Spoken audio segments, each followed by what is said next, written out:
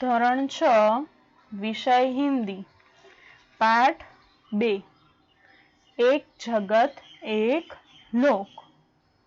હવે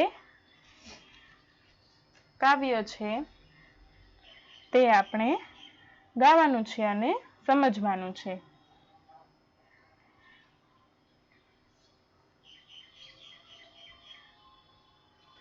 एक जगत एक लोक सबका है एक मान, एक चंद्र एक सूर्य एक भूमि आसमान, एक तेज एक हवा एक ही पानी, जीवन है सुख दुख की एक कहानी। एक देह एक रक्त एक अस्थि एक प्राण, एक जगत एक लोक सबका है एक मान। हर्ष भरे गाए हम राग सुहाने, समता और ममता के गीत तराने। घर में गूंज रहा निश दिन यह मधुर गान, एक जगत एक लोक ए सबका है एक मान। राष्ट्रों में ऐक्य यही कर्म हमारा, प्रगति न्याय मानवता धर्म हमारा। हिल हिल के लहराए विश्व शांति का निशान, एक जगत एक लोक सबका है एक मान, एक जगत एक लोक सबका है एक मान। હવે આપણે આ કાવ્ય વિશે સમજવાનું છે। તો એક જગત એક લોક सबका है एक मान। तो અહીં કહેવામાં આવ્યું છે કે આ સંસાર એક માનવલોક છે। આ દુનિયામાં રહેનારા સૌ લોકો એક સમાન છે, આદરમાન અધિકારી છે। એક ચંદ્ર એક સૂર્ય એક ભૂમિ આસમાન। તો રાત્રે એક જ ચંદ્ર આખા સંસારમાં પોતાની ચાંદની લહેરાવે છે, દિવસે એક જ સૂર્ય સમગ્ર સંસારને પ્રકાશિત કરે છે। આપણે સૌ એક તેજ એક હવા એક ही पानी, जीवन है सुख दुख की एक कहानी। તો અહીં કહે છે કે આપણે સૌ એક જ ધરતી પર અને એક જ આકાશની નીચે રહીએ છીએ। આપણને મળતો પ્રકાશ હવા પાણી એક જ છે। એટલું જ નહીં પણ આપણા સૌના જીવનમાં સુખ દુઃખ પણ એક સમાન છે। એક દેહ એક રક્ત એક અસ્થિ એક પ્રાણ। તો કહે છે કે આપણા શરીરની રચના એક સમાન હાડકાથી થઈ છે, આપણા પ્રાણ પણ એક સરખા છે। આ એક જગત એક લોક સબકા હે એક માન। તો આ સંસાર એક માનવ લોકનું છે, આખી દુનિયા એક રહેનારા સૌ લોકોના એક સમાન છે। હવે છે हर्ष भरे गाए हम राग सुहाने, समता और ममता के गीत तराने। तो કહે છે કે આપણે આનંદિત થઈને સુંદર રાગ છેડીએ, આપણે સમાનતા અને પરસ્પર પ્રેમના ગીતો ગાઈએ। घर घर में गूंज रहा निश्दिन यह मधुर गान।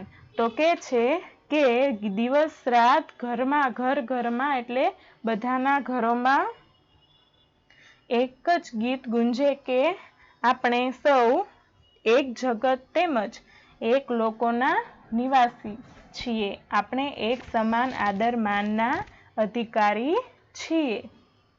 राष्ट्रों में ऐक्य यही कर्म हमारा, प्रगति न्याय मानवता धर्म हमारा। तो કે છે કે સંસારના સૌ રાષ્ટ્રમાં એકતાની ભાવના ફેલાવીએ, આપણા સૌનું મહાકર્તવ્ય છે। આપણે સૌ સૌરાષ્ટ્રમાં આપણું ભાવના ફેલાવીએ તે આપણું કર્તવ્ય છે। આપણે સૌ હળીમળીને પ્રગતિ કરીએ અને સૌને ન્યાય મળે માનવતાનું રક્ષણ કરીએ એ જ આપણો ધર્મ બને છે। हिल मिल के लहराए विश्व शांति का निशान। तो के छे कि આપણે સૌ હળી મળીને ભેગા થઈને વિશ્વ શાંતિના પ્રતીક એટલે કે ધ્વજને હવામાં ફરકાવીએ, લહેરાવીએ અને એ રીતે આપણી પોતાની એકતા સિદ્ધ કરીએ। તેના શબ્દાર્થ છે જગ એટલે જગત, દુનિયા, લોક એટલે સંસાર, માન એટલે આદર સન્માન, ભૂમિ એટલે જમીન ધરતી, તેજ એટલે પ્રકાશ, દેહ એટલે તન કાયા શરીર, નિષ્દિન એટલે હરરોજ પ્રતિદિન, રક્ત એટલે લહુ ખૂન, અસ્થિ એટલે હડ્ડી, હાડકા, હર્ષ એટલે આનંદ, પ્રાણ એટલે જાન જીવ, તરાના એટલે ગીત ગાન, પ્રગતિ એટલે ઉન્નતિ વિકાસ, ऐक्य એટલે एकता एक, राग એટલે स्वर ताल और लय युक्त संगीत, गान એટલે गीत, निशान એટલે चिन्ह। હવે આપણે અભ્યાસ સમજવાનો છે। निम्नलिखित प्रश्नों के उत्तर दीजिए। एक जगत एक लोक ऐसा कवि ने क्यों कहा है? तो इनो जवाब आवशे यह संसार एक मानव लोक है। एक ही चंद्रमा सारे संसार में अपनी चांदनी फैलाता है। एक ही सूर्य सारे संसार को प्रकाशित करता है। दुनिया के सभी लोग एक ही धरती पर और एक ही आसमान के नीचे रहते हैं। इस प्रकार प्रकृति के तत्व हम सबके लिए एक है। इसलिए कवि ने एक जगत एक लोक कहा है। हवे बीजो एक रक्त का अर्थ समझाइए। तो जवाब छे मनुष्य चाहे किसी भी देश जाति और धर्म का हो, उसके रक्त का रंग लाल ही होता है। रक्त के रंग की समानता से साबित होता है कि पूरी मनुष्य जाति एक है। भले ही हमारे रूप रंग भिन्न हो पर भीतर से हम सब एक है। त्रीजो छे हमारा धर्म क्या होना चाहिए? तो सबकी प्रगति हो, सबको न्याय मिले और मानवता की रक्षा हो, यही हमारा धर्म होना चाहिए। हमारा जीवन सुख दुख की एक कहानी है, ऐसा कवि ने क्यों कहा है? तो सभी मनुष्य के जीवन में कभी सुख के दिन आते हैं तो कभी दुख के दिन भी आते हैं। किसी का सारा जीवन न सुखी होता है न दुखी। जीवन में बारी बारी से सुख और दुख आते रहते हैं। इसलिए कवि ने कहा है कि हमारा जीवन सुख दुख की एक कहानी है। ऊंचे स्वर में पढ़िए। तो जे आ शब्दों छे ते जोरथी वांचवाना छे। सूर्य, सुख दुख, रक्त, अस्थि, प्राण, गाय, गुंज, हर्ष, ऐक्य, कर्म, प्रगति, लहराए, विश्व शांति। उदाहरण के अनुसार निर्देशित वर्णों में से शुरू होने वाले शब्द बनाइए। અહીં તમારે ઉદાહરણ પ્રમાણે ક છે તો કની જે કના અક્ષરવાળા પેલો અક્ષર આવતો હોય ક તેવા અક્ષરવાળા શબ્દો બનાવી અને બાજુમાં લખવાના છે। હું અહીં બોલું છું ક કૌવા, કમલ, કાગજ, કૌશલ। ગ ગણેશ, ગમલા, ગજ, ગીત। ઘ घर, घड़ी, घंटा, घटना। च चरखा, चम्मच, चरण, चटाई, महल, मकान, मक्खन, मोर। आवा शब्दों तमे तमारी जाते पण लखी शकशो।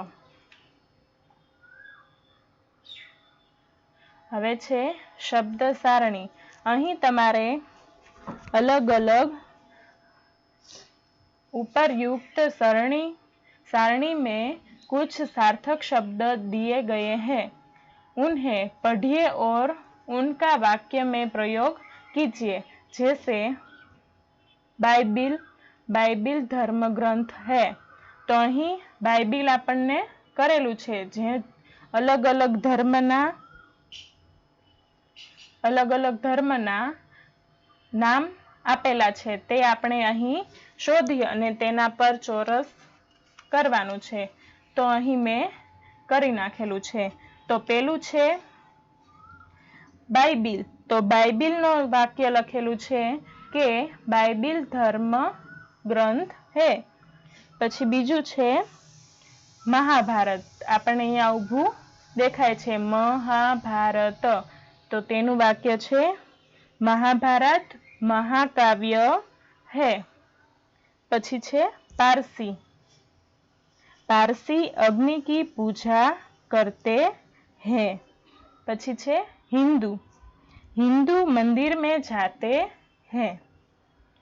पछी छे मस्जिद, मुसलमान मस्जिद में नमाज पढ़ते हैं। पछी छे मंदिर, यह राम का मंदिर है। पछी अवेस्ता, अवेस्ता पारसियों का धर्म ग्रंथ है। पछी छे सिख, सिख गुरुद्वार में जाते हैं। पछी छे रामायण, रामायण हिंदुओं का धर्म ग्रंथ है। पछी छे मुस्लिम, ईद मुस्लिम त्योहार है। पछी से साईं, साईं एक संत थे। पछी छे गुरु ग्रंथ साहिब, तो गुरु ग्रंथ साहिब सिखों का धर्म ग्रंथ है। तमे आ शब्दोना बीजा वाक्य पण बनावी शको छो। पछी इस गीत को कक्षा में टेप रिकॉर्ड के द्वारा सुनाइए। तमारे तमारा खंड में क्लास में तमारे आ गीत टेप रेकॉर्ड में संभळावानुं छे। हवे छे स्वाध्याय। निम्नलिखित प्रश्नों के उत्तर लिखिए। पेलू छे इस काव्य में प्रकृति के कौन कौन से तत्व हैं? तो इस काव्य में प्रकृति के तत्व चंद्रमा, सूर्य, भूमि, आकाश, हवा और पानी है। काव्य का शीर्षक एक जगत एक लोक क्यों रखा गया है? तो पूरे विश्व को एक ही सूर्य प्रकाश देता है, विश्व में एक ही हवा चल रही है और पानी भी एक ही है। सबके जीवन में सुख और दुख समान है। सभी मनुष्यों का शरीर मांस और हड्डियों से बना है। इस तरह कवि ने पूरे विश्व की एकता सिद्ध की है। इसलिए इस काव्य का शीर्षक एक लोक एक जगत व एक जगत एक लोक है। आप इस काव्य को और कौन कौन से शीर्षक देना चाहेंगे? तो हम इसके अलावा काव्य को ये शीर्षक देना चाहेंगे कि एक विश्व एक धरा और हम सब विश्व बंधु। सभी नदियां अलग अलग है, फिर भी कवि क्यों कहते हैं कि एक ही पानी? तो सभी नदियां एक पानी, नदियों के पानी की वैज्ञानिक संरचना एक जैसी है। सभी नदियों के पानी का मनुष्य के लिए समान उपयोग है, इसलिए कवि अलग अलग नदियों के पानी को एक ही पानी कहते थे। विमोल अर्थ वाले शब्द के जोड़े बनाए और उदाहरण अनुसार वाक्य में प्रयोग कीजिए। અહીં આપણને ઉદાહરણમાં અહીં આપણને આ સૂરજ જેવું દેખાય છે તેમાં શબ્દો છે, તેમાંથી શબ્દો શોધી અને બાજુમાં લખવાનું છે અને તેના વાક્ય બનાવવાના છે। मेरे घर के पास मीना का घर है, मीना का घर मेरे घर के दूर नहीं है। આવી રીતે વાક્યો બનાવવાના છે। તો બાજુમાં પહેલા લખવાનું છે ચેતન, એની સામે જड़। तो चेतन नु वाक्य छे वृक्षों में भी चेतन है। अरे जड़ नु वाक्य वनस्पति जड़ नहीं है। पछी छे जीवन अने बाजुमां लखवानुं छे मृत्यु।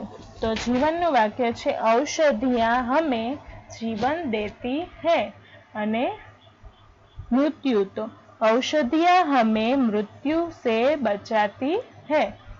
પછી છે स्वामी अने दास। तो स्वामी ईश्वर सबका स्वामी है, दास वह किसी का दास नहीं है। પછી છે प्रकाश अने अंधकार। तो प्रकाश नु सूर्य हमें प्रकाश देता है। अंधकार नु दीपक अंधकार का नाश करता है। तमे आवा तमारी नोटबुक में वाक्य लखशो। उदाहरण के अनुसार समान प्रास वाले शब्द बनाकर लिखिए। आपने उदाहरण में आपेलू छे आना जाना, एवी रीते नीचे शब्दों आपेला छे तेना जेवा बीजा शब्दों बनावाना छे। सुनकर तो पढ़कर, मेहरबान तो बागबान, सेठानी तो जेठानी। आवा वाक्य आ शब्दों तमारे जोड़ीने लखवाना छे। निम्नलिखित भाव दर्शाने वाली काव्य पंक्तियां लिखिए। तो पूरे विश्व में एक ही सूर्य का प्रकाश है, एक ही हवा चल रही है और एक ही प्रकार का जल है। तो तेनो जवाब आवशे एक तेज, एक हवा, एक ही पानी। ते वाक्य आवशे। बीजू छे समानता का यह गीत पूरा विश्व हमेशा गा रहा है। तो तेमा हर्ष भरे गाए हम राग सुहाने, समता और ममता के गीत तराने। आ काव्य पंक्ति आवशे। हवे छे समानार्थी शब्द। ढूंढकर घेरा बनाइए और लिखिए। અહીં તમને જે નીચે શબ્દ આપેલા છે તેનું સમાનાર્થી સામે લખી અને સામે ઉપરના કોષ્ટકમાં શોધી અને તેની સામે લખવાનું છે। તો અહીં લોક તો વિશ્વ, દુનિયા। તો અહીં આપણને કોષ્ટકમાં દેખાય છે તે આપણે કરવાનું છે। તો પેલું છે લોક તો વિશ્વ, તો વિશ્વ અહીં આપેલું છે એટલે તેમાં તમારે ચોરસ કરવાનું છે। અને બીજું શબ્દ છે દુનિયા, તો તેની નીચે છે તે અહીં તમારે ચોરસ કરી નાખવાનું। પછી છે માન, તો માનનું સમાનાર્થી શબ્દ છે सम्मान અને प्रतिष्ठा। તો અહીં છે सम्मान અને અહીં છે प्रतिष्ठा।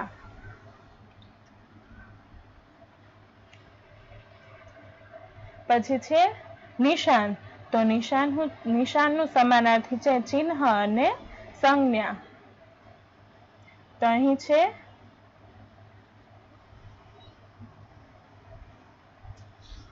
નિશાન, નિશાનનું છે સંજ્ઞા। તો સંજ્ઞા પહેલા આપણે અહીં કરી નાખીએ અને અહીં છે ચિહ્ન, તો ચિહ્નનું છે એ ત્રાસી લીટી આવશે, એટલે અહીં તમારે ત્રાસી લીટી કરવાની છે. પછી છે હાથ. હાથનું છે હસ્ત અને પાણી. તો હસ્ત છે એ અહીં છે.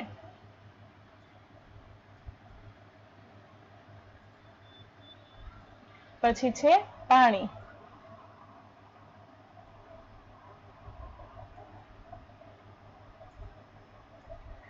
પછી અંબર. તો અંબરનું સમાનાર્થી છે આકાશ, આસમાન અને ગગન.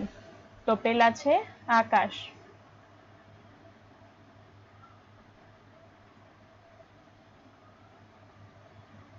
પછી છે ગગન અને પછી છે આસમાન.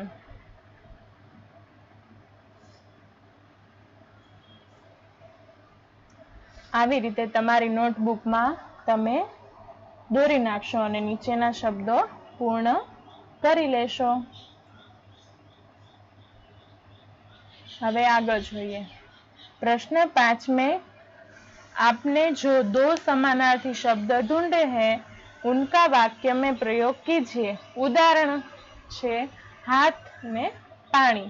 તો તેનું ઉદાહરણ છે सीता ने पानी से पानी पिया. તો એવા વાક્ય હું બોલું છું તે તમારી નોટબુકમાં લખી નાખશો. તો છે વિશ્વ. આપણે વિશ્વ જોયું હતું, વિશ્વ અને દુનિયા. તો પેલા વિશ્વનું વાક્ય છે સારા વિશ્વ એક है અને દુનિયાનું વાક્ય છે दुनिया में बहुत से देश है. પછી છે सम्मान અને प्रतिष्ठा. तो सम्मानનું વાક્ય છે हम बड़ों का सम्मान करें. प्रतिष्ठाનું વાક્ય છે अच्छे कामों से हमारी प्रतिष्ठा बढ़ती है. પછી છે चिन्ह. निशानનું समानार्थी હતું चिन्ह અને संज्ञा. तो चिन्ह છે यह किसी के पैर का चिन्ह है અને સંજ્ઞાનું છે દરવાजे पर कोई संज्ञा नहीं है. પછી છે આકાશ. તો આકાશ અને આસમાન અને ગગન. તો આકાશનું છે આકાશ का कहीं अंत नहीं है. आसमानનું છે आसमान का रंग नीला है અને ગગનનું વાક્ય છે ધીરે ધીરે ગગન બાદलों से छा गया. હવે આવા વાક્યો તમારે તમારી નોટબુકમાં લખી નાખવાના છે. नीचे दिए हुए चौरस में से उदाहरण के अनुसार संज्ञा शब्द बनाइए और उनका वाक्य में प्रयोग कीजिए. અહીં તમને જે કોષ્ટક આપેલું છે તે સામે શબ્દ લખવાના છે ને તેના બાજુમાં તેના વાક્યો બનાવવા છે. જેમાં કે ફૂલ. તો ફૂલની બાજુમાં તેનું વાક્ય यह फूल सुंदर है. એવી રીતે શબ્દોનો વાક્ય બનાવવાના છે. તો પહેલા આપણે શબ્દ શોધી લઈએ. તો અહીં આપણને સાગર દેખાય છે. તો સાગર ઉપર આપણે ચોરસ કરવાનું છે સાગર. પછી બીજું છે કમલ. પછી છે ભારત.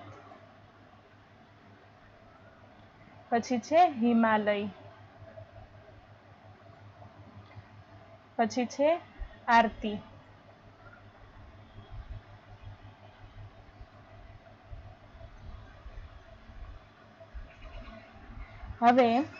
હવે સામે શબ્દ લખી અને તેના વાક્યો લખવાના છે. તો પેલું છે કમલ. તો કમલની સામે વાક્ય આવશે तालाब में कमल खिले हैं.